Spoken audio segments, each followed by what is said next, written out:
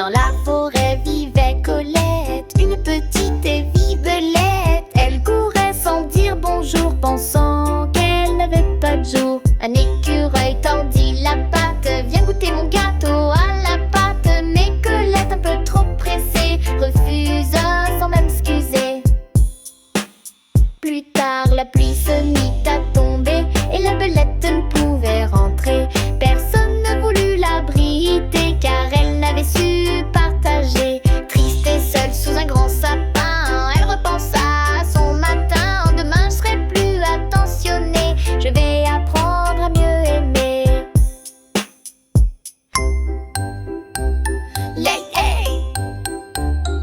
Dans la forêt vivait Colette, une petite et vive belette. Elle courait sans dire bonjour, pensant qu'elle n'avait pas de jour. Un écureuil tendit la patte, viens goûter mon gâteau à la pâte. Mais Colette, un peu trop pressée, refusa sans même s'excuser.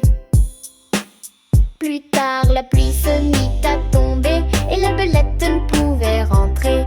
Personne ne voulut l'abriter car elle n'avait su partager. Triste et seule sous un grand sapin, elle repensa à son matin. Demain je serai plus attentionnée, je vais apprendre à mieux aimer. Lay, hey! Dans la forêt vivait Colette, une petite et vive belette. Elle courait sans dire bonjour, pensant qu'elle n'avait pas de jour. Un écureuil tendit la patte, viens goûter mon gâteau à la pâte. Mais Colette, un peu trop pressée, refusa sans même s'excuser.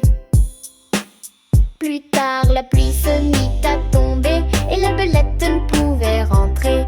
Personne ne voulut l'abriter car elle n'avait su partager. Triste et seule sous un grand sapin, elle repensa à son matin. Demain je serai plus attentionnée, je vais apprendre à mieux aimer.